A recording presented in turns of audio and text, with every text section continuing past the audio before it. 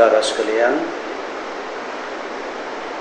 mewakili seluruh sivitas akademika Universitas Kristen Satyawacana, saya Rektor KSW, perkenankan saya menyampaikan selamat tahun baru. Kita semua sudah memasuki tahun 2021, khususnya tepatnya minggu yang kedua di tahun yang baru ini. Kita baru 2 minggu berjalan di tahun 2021 ini, namun kita semua prihatin bahwa di masa yang relatif pendek ini kita bagaimanapun sudah berhadapan dengan situasi yang tidak mudah, situasi yang jadi pergumulan bagi kita semua. Kita baru saja mendengar berita kecelakaan pesawat Sriwijaya Air dalam perjalanan Jakarta Pontianak yang jatuh di perairan di Kepulauan Seribu. Atas nama seluruh sivitas akademika Universitas Kristen Satyawacana, perkenankan kami menyampaikan duka cita yang mendalam kepada seluruh keluarga besar, penumpang dan kru pesawat Sriwijaya Air yang mengalami peristiwa kecelakaan tersebut. Kami mengerti bahwa dalam suasana tahun yang baru, kita semua baru saja melewati perayaan tahun baru, liburan tahun baru. Untuk sukacita yang ada di dalam hati dan pikiran dan kehidupan kita di 1 minggu pertama dari tahun yang baru ini. Namun ada saudara-saudara kita yang berhadapan dengan situasi yang tidak mudah, yaitu kedukaan di dalam keluarga mereka. Kami juga mengucapkan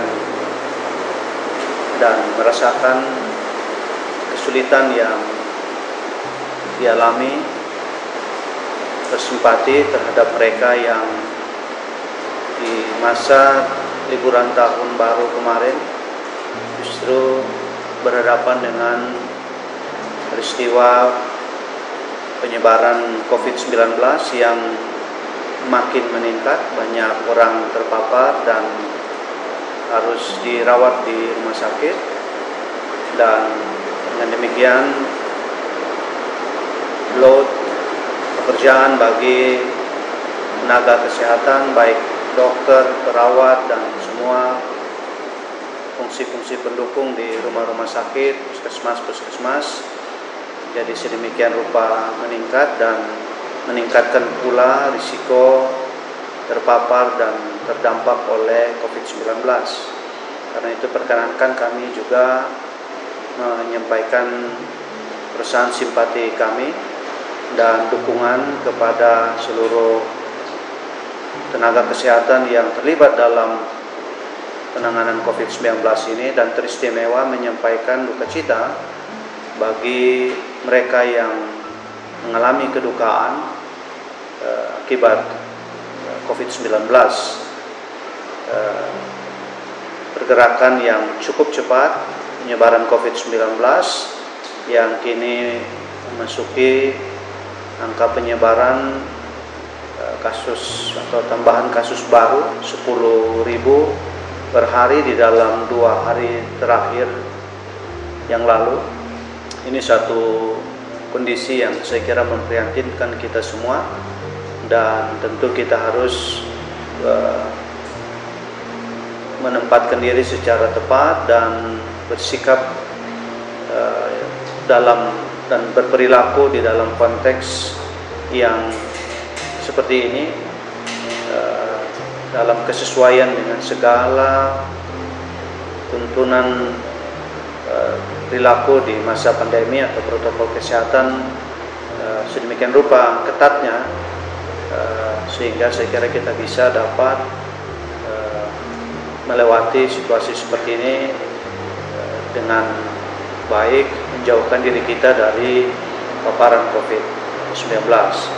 Diperkenankan kami menyampaikan ucapan duka cita tadi bagi keluarga penumpang dan kru Sriwijaya Air, juga mereka yang duka cita karena meninggalnya anggota keluarga dari akibat COVID-19, teristimewa para tenaga kesehatan yang berhadapan dengan risiko yang tinggi dalam penanganan COVID-19 sampai dengan saat ini.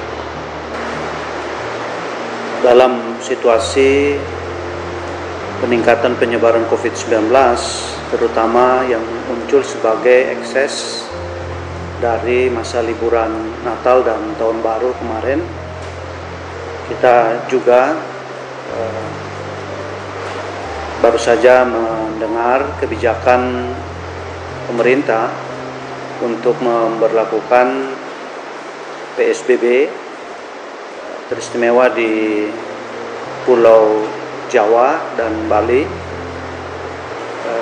teristimewa di sejumlah wilayah di kedua pulau ini untuk membatasi mobilitas masyarakat, untuk mengurangi terjadinya pengumpulan massa atau kerumunan, termasuk di berbagai fasilitas publik.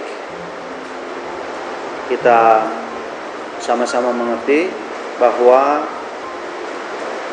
COVID-19 adalah sebuah penyakit yang sangat terkait dengan kehidupan sosial kita.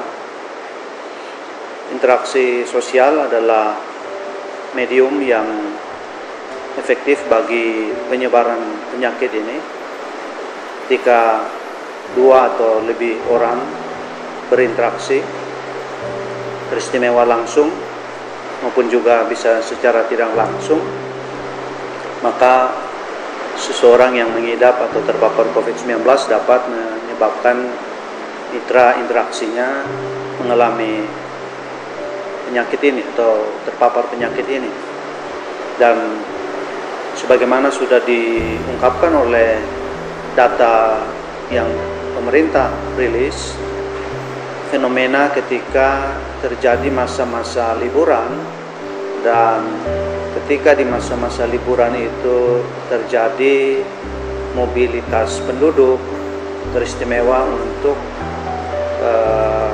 apakah itu melakukan kunjungan silaturahmi pada keluarga di daerah asal atau daerah-daerah yang lainnya, atau bahkan sekedar untuk berlibur di lokasi-lokasi wisata, maka kita melihat efek dari terciptanya interaksi sosial atau yang muncul dalam bentuk kerumunan-kerumunan di rumah-rumah atau di lokasi-lokasi publik tertentu. Terjadilah penyebaran COVID-19 dan terjadi peningkatan yang drastis pasca masa-masa liburan. Dan karena itu di libur Natal dan Tahun Baru kemarin kita melihat ekses yang luar biasa peningkatan penyebaran COVID-19 yang di masa pra Natal dan Tahun Baru itu berada di sekitar angka 6.000, 7.000 orang per hari terpapar COVID-19. Di hari-hari pertama di masuknya kita kembali dari liburan Natal dan khususnya Tahun Baru, peningkatan mencapai angka 7.000, 8.000, 9.000, bahkan 10.000. Ini menunjukkan sumbangan yang tidak kecil dari fenomena liburan Natal dan Tahun Baru. Nah, Ibu Bapak dan saudara-saudara sekalian, jika meningkatnya atau bertambahnya frekuensi interaksi sosial dan khususnya terjadi kerumunan-kerumunan yang tinggi di masa liburan, lalu menyebabkan penyebaran yang sedemikian rupa drastis peningkatannya, dan disikapi oleh pemerintah dengan kebijakan tarik rem tangan melalui kebijakan PSBB yang akan berlaku terhitung Senin 11 Januari hingga 25 Januari. Ini adalah sebuah pembalikan yang luar biasa. Tentu pemerintah berharap kita dapat menekan kembali angka penyebaran COVID-19 dengan kebijakan ini. Namun saya kira kita mengerti bahwa dalam pengalaman kita di waktu yang lampau di 2020 ada liburan Lebaran dan juga liburan perayaan agama yang lain. Fenomena pasca liburan adalah peningkatan. Sedangkan kebijakan PSBB di masa atau sebagai respons terhadap peningkatan penyebaran tidak selalu menunjukkan penurunan. Mungkin lebih dapat dikendalikan di angka yang tertinggi pada saat itu, tetapi tidak atau belum kelihatan menurunkan secara signifikan. Sehingga kita tentu perlu melihat banyak faktor di dalam realitas penyebaran COVID di Indonesia ini yang harus diletakkan dalam pemahaman yang baik, yang tepat tentang cara bekerjanya penyakit ini tersebar di antara kita semua, tersebar di masyarakat.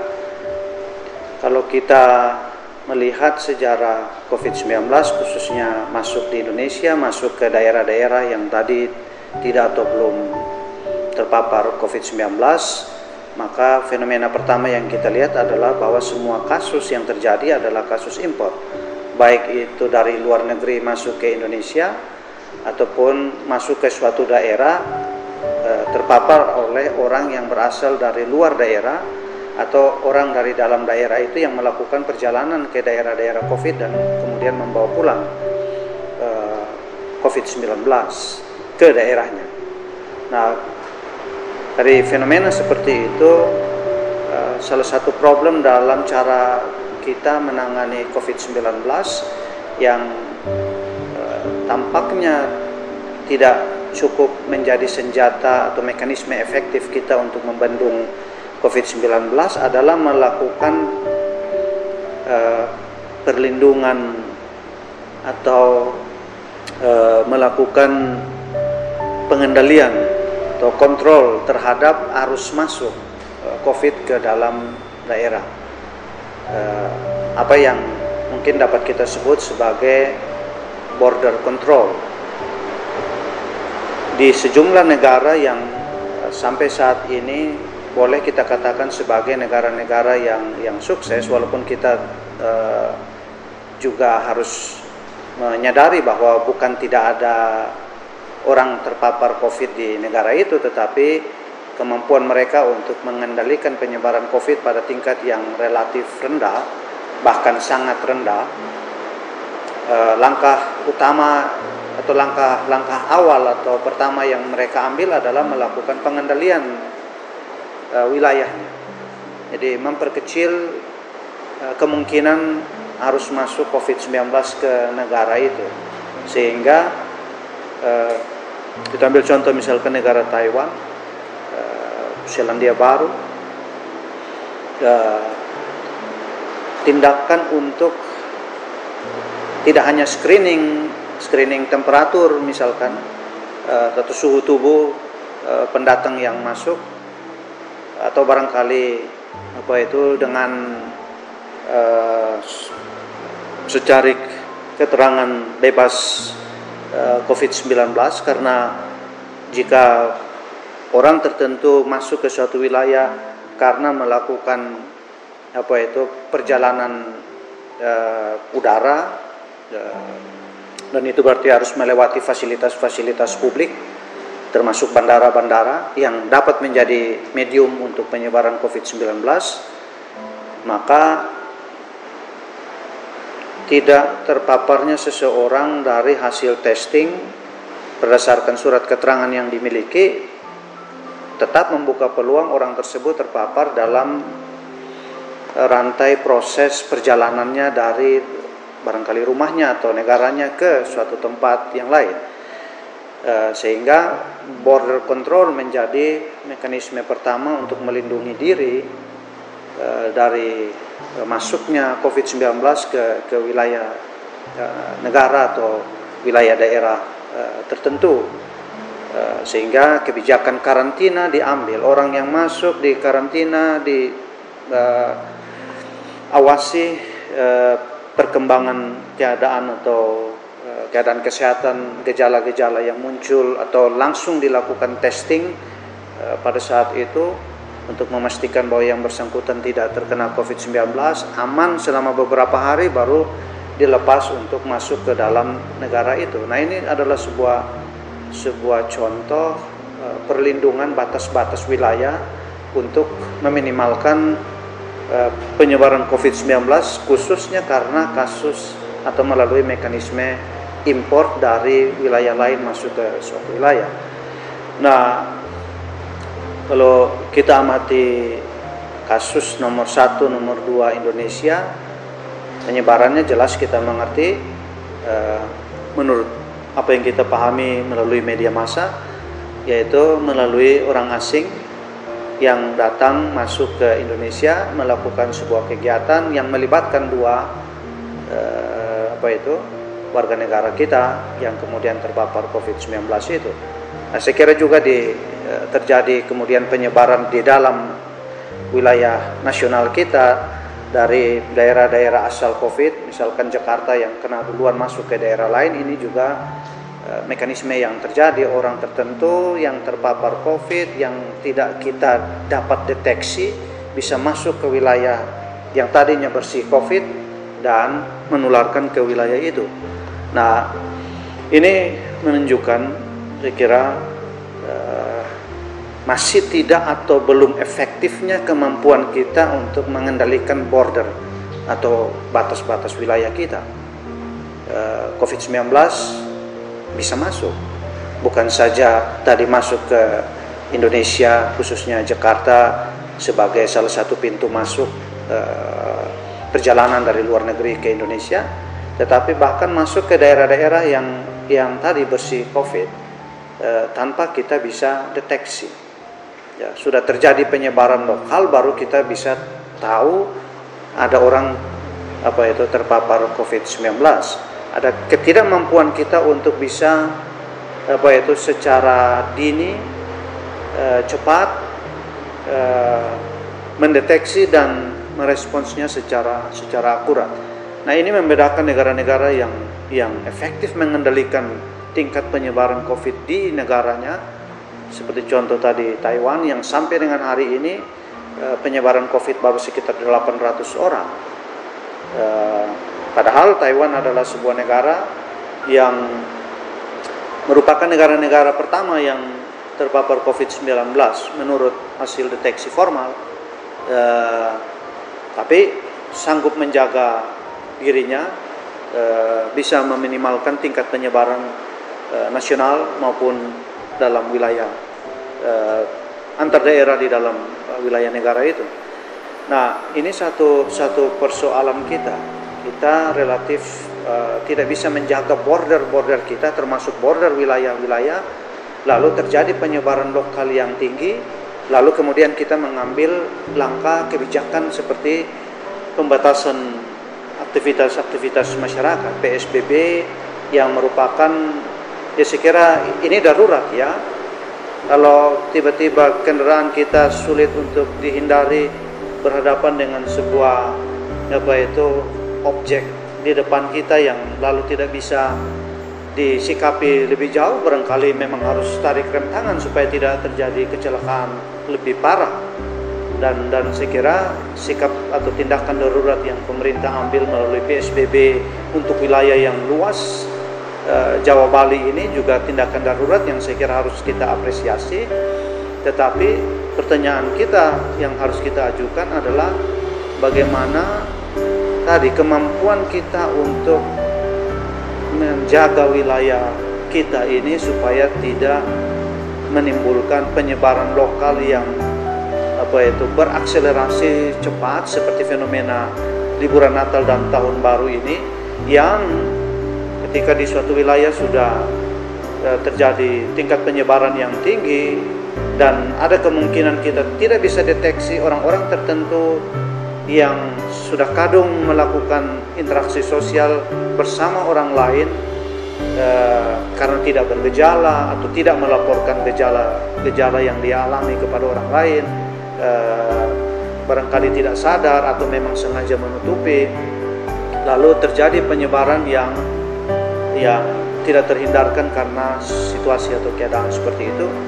Saya kira ini menciptakan atau membawa kita ke suatu keadaan yang kadangkala yang kemudian kita bisa sebut darurat, tetapi yang sebetulnya bisa kita hindari atau minimalkan kondisi darurat yang sedang diantaranya kita hadapi di awal tahun ini. Nah, satu fenomena problematika kita dalam penanganan COVID-19 ini juga yang kami cermati, kami amati, salah satu mekanisme utama dalam penanganan COVID-19, kalau kita menyebut ada 3 paling tidak mekanisme utama, yaitu kontak tracing yang efektif, yang tuntas, kemudian testing untuk memastikan apakah orang yang diduga terpapar COVID-19 atau kurang lebih memiliki gejala-gejala yang serupa dengan COVID-19, apakah yang bersangkutan memang terkonfirmasi positif COVID-19. Melalui mekanisme testing bisa dipastikan itu. Dan yang ketiga adalah kebijakan isolasi, baik dilakukan di tingkat pribadi maupun oleh sebuah mekanisme formal, apakah yang ditangani oleh satgas COVID di daerah-daerah atau di tingkat organisasi-organisasi yang masing-masing barangkali memunculkan mekanisme formal untuk merumahkan pekerjanya karena memiliki gejala-gejala COVID-19. Jadi tracing, testing, dan isolating atau quarantining adalah mekanisme utama. Kita mendengar bahwa di Indonesia jumlah testing per hari kita atau jumlah testing per 1 juta penduduk misalkan ya rendah, masih belum sama seperti kondisi di negara-negara yang lebih baik mekanisme penanganan COVID-19. Mungkin itu benar, kita masih relatif lemah dalam hal itu. Namun ketika COVID-19 ini muncul pertama kali dan belum ada juga perangkat-perangkat untuk mendukung memastikan COVID-19 dalam hal ini melalui mekanisme testing tadi, bahwa ini alat untuk memang mendeteksi apakah positif atau negatif COVID-19, maka testing dalam situasi atau fase seperti itu bukan sebuah senjata utama. Senjata utama adalah yang mengidentifikasi, tracing, dan karantina untuk kalaupun ada gejala-gejala yang mirip, maka orang diisolasi supaya tidak membuka ruang untuk dia berinteraksi sosial dengan orang lain dan menyebarkan COVID-19. Jadi ketika belum ada testing atau testing menjadi terbatas, maka mekanisme tracing dan isolating merupakan senjata utama sesungguhnya. Bukan testing kemudian menjadi faktor yang harus kita tunjuk ya karena tidak di testing. Nah, memang sekarang kita sudah dapat memiliki banyak metodologi testing, instrumen-instrumen untuk testing, sehingga mestinya testing masih dapat diefektifkan, dan tentu kita semua berharap pemerintah dapat meningkatkan kapasitas testing COVID-19, apalagi dengan perangkat-perangkat yang makin bertambah dari berbagai pihak yang melakukan riset dan mengembangkan instrumen testing. Namun bagi kami tadi, bila mana ada keterbatasan di sini, maka yang harus diefektifkan adalah tracing dan isolating atau quarantine. Nah, dalam dua hal ini, khususnya tracing, disitulah saya pribadi melihat kelemahan mendasar kita dalam penanganan COVID-19. Kita tidak melakukan pelacakan dari sumber mana seseorang terpapar COVID-19. Oke, kita tidak selalu sanggup untuk bisa mendeteksi secara akurat, tetapi paling tidak bisa mendeteksinya sampai pada tingkat tertentu yang cukup meyakinkan kita kapan waktu yang kira-kira orang itu terpapar COVID pertama kali, dari sumber yang mana kira-kira orang itu terpapar COVID.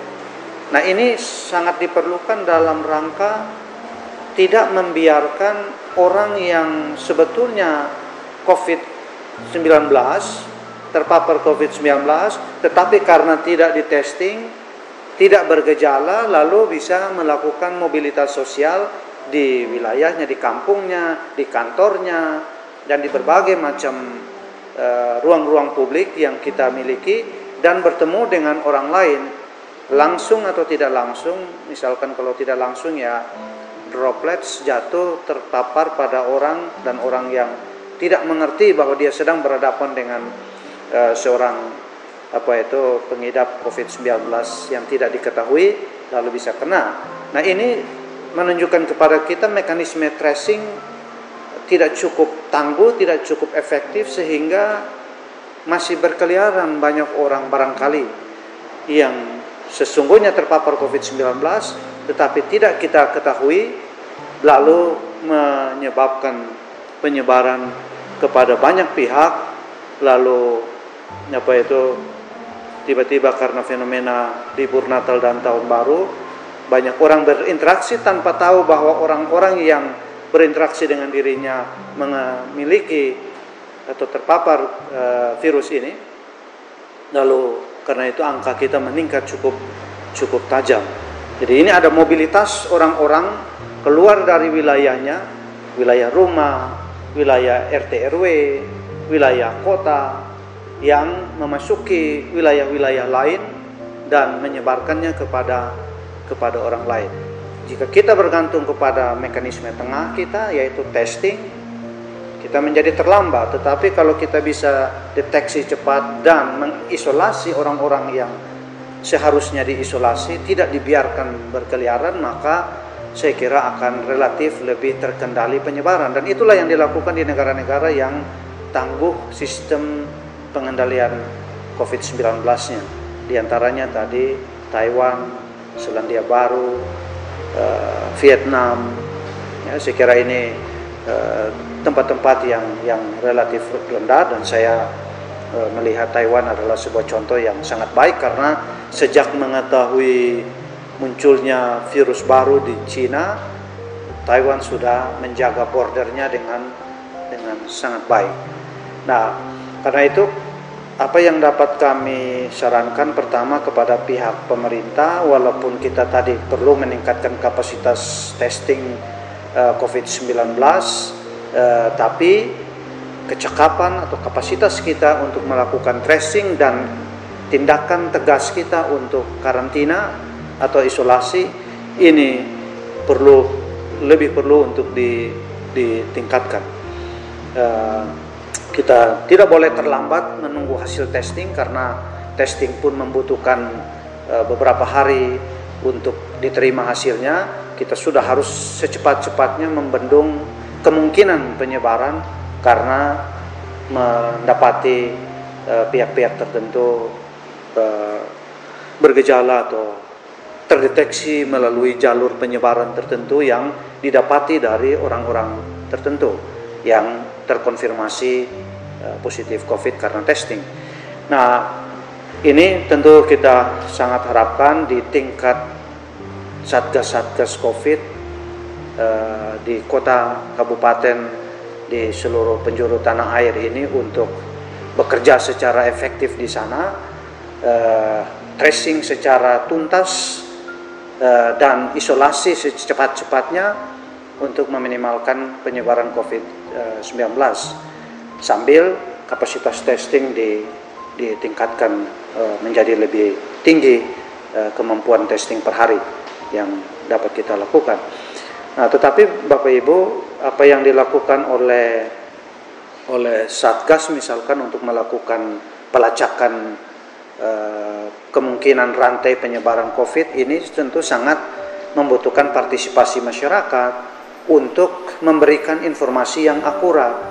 Bahkan barangkali sebelum ditanya oleh Satgas COVID pun, karena seseorang terkonfirmasi positif lalu harus dilakukan kontak tracing, masyarakat harus berpartisipasi aktif untuk barangkali melaporkan gejala, melaporkan keluhan, supaya sebelum orang di testing pun orang sudah Satgas COVID sudah bisa mendapatkan informasi dan melakukan pelacakan awal sambil menunggu kebijakan untuk apakah orang tertentu di testing atau tidak di testing, supaya kita bisa secepat-cepatnya membendung COVID-19. Jadi partisipasi masyarakat sangat-sangat penting dalam mekanisme penanganan COVID-19 yang terjadi. Nah, ini tentu saja sesuatu yang bukan hanya dalam konteks tadi tracing, testing, isolasi, tetapi juga berlaku dalam kacamata tadi, karena COVID-19 ini adalah sebuah penyakit yang terjadi karena atau difasilitasi oleh interaksi sosial atau mobilitas orang, maka kita juga sebagai masyarakat bisa mengambil atau memilih untuk melakukan tindakan proteksi diri, proteksi keluarga, bahkan proteksi orang lain dengan meminimalkan mobilitas sosial kita. Nah, PSBB adalah sebuah kebijakan di masa darurat, tetapi dalam rangka pengendalian diri sendiri, mobilitas sosial yang setiap kita bisa lakukan dalam suasana pandemi ini tentu perlu juga ditempatkan dalam kacamata, jikalau memang bisa dihindari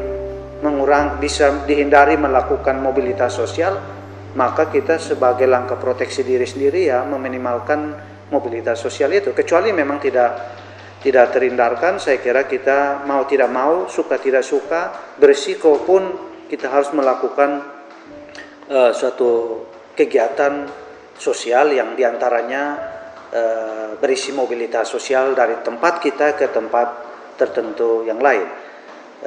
Saya kira saudara-saudara kita yang bertugas di layanan-layanan publik, termasuk khususnya layanan kesehatan, apalagi yang menangani pasien-pasien COVID-19 ini kan berada dalam situasi yang tidak diinginkan.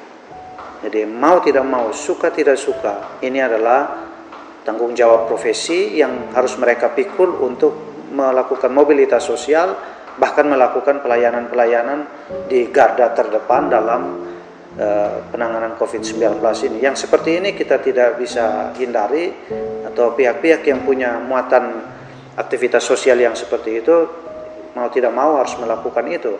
Namun saya kira fenomena meningkatnya angka penyebaran COVID-19 pasca liburan Natal dan Tahun Baru kemarin menunjukkan bahwa keinginan kita untuk melakukan mobilitas sosial karena liburan, untuk mengisi liburan sedemikian rupa tingginya, dan kita bisa melihat efeknya, yaitu angka penyebaran yang luar biasa meningkat drastis ke angka 10.000 per hari. Nah, ini sebuah kondisi yang memprihatinkan kita. Kita berharap bahwa tadi ada satu sisi pemerintah perlu meningkatkan kapasitas pelayanan mulai dari tadi tracing, testing, isolasi, dan khususnya mereka yang terpapar dilayani dengan sebaik-baiknya di vaskes-vaskes kita di berbagai tingkat. Kita berharap bahwa itu dapat membantu mereka yang sudah menderita COVID bisa diringankan beban akibat penyakit COVID-19 ini. Nah, kita sebagai warga masyarakat harus ikut berkontribusi di sana dalam rangka ya tadi meminimalkan interaksi sosial yang sekiranya kurang perlu atau dapat diminimalkan sedemikian rupa untuk ya menghindarkan terjadinya interaksi sosial yang memungkinkan terjadinya penyebaran COVID-19. Kami berharap bahwa PSBB ini akan efektif sehingga angka penyebaran COVID-19 dapat ditekan ke tingkat yang signifikan lebih rendah dari kondisi 2-3 hari terakhir ini. Dengan demikian saya kira kita tidak menjadi sedemikian rupa khawatir, prihatin, dan karenanya ya, kegiatan-kegiatan kita semua di berbagai sektor kehidupan kita ini masih dapat diselenggarakan dengan baik. Kita tentu memasuki tahun 2021 dengan pengharapan keadaan atau kondisi di tahun 2021 ini akan lebih baik. Namun semuanya akan sangat bergantung kepada diantaranya kita semua, masing-masing kita, untuk ikut membantu dalam mencegah dan meminimalkan kondisi pandemi COVID-19 ini berdampak negatif pada kita semua. Kalau kita semua berpartisipasi secara efektif, kami yakin, kami berharap bahwa pengendalian COVID-19 di Indonesia ini relatif baik dan kita tidak memasuki masa yang lebih sulit. Namun saya kira semua ini tentu di samping upaya kita semua untuk bekerja di dalam fungsi dan peran masing-masing sebaik-baiknya dapat membantu itu, saya kira tentu perlindungan dari Tuhan yang Maha Kuasa menjadi sedemikian rupa kita harapkan. Karena itu masing-masing kita di dalam beban pergumulan dalam doa masing-masing pihak menurut agama dan keyakinan masing-masing, kita memohon agar sekiranya Tuhan berkenan kita semua dapat diluputkan dari pandemi COVID-19 yang lebih buruk keadaannya, dan khususnya kita harapkan keadaan yang jauh lebih baik yang menanti kita di bulan-bulan ke depan pasca kita tangani COVID-19 melalui kebijakan PSBB sampai dengan 25 Januari yang akan datang. Kami harapkan Ibu Bapak dan saudara-saudara sekalian, kita semua secara positif membangun psikologi di masa pandemi yang sulit ini, tetapi kita semua harus hati yang lega, kehati-hatian yang tinggi, saling menguatkan, ikut menghibur mereka yang susah, sehingga semua kerangka psikologi kita dalam berhadapan dengan situasi ini adalah psikologi yang sehat, psikologi yang positif. Itu akan membantu juga di tingkat imunisasi yang ada dalam tubuh kita masing-masing, tetapi itu juga menghibur, menguatkan mereka yang susah. Kami harapkan demikian, kiranya Tuhan menolong kita semua, Tuhan memberkati kita dalam segala upaya baik kita melakukan tugas-tugas kita semua, dan khususnya bagi pemerintah dan teristimewa lagi bagi tenaga-tenaga kesehatan dalam melakukan pelayanan kesehatan bagi para penderita COVID maupun juga mereka yang menderita penyakit yang lain. Tuhan menolong kita.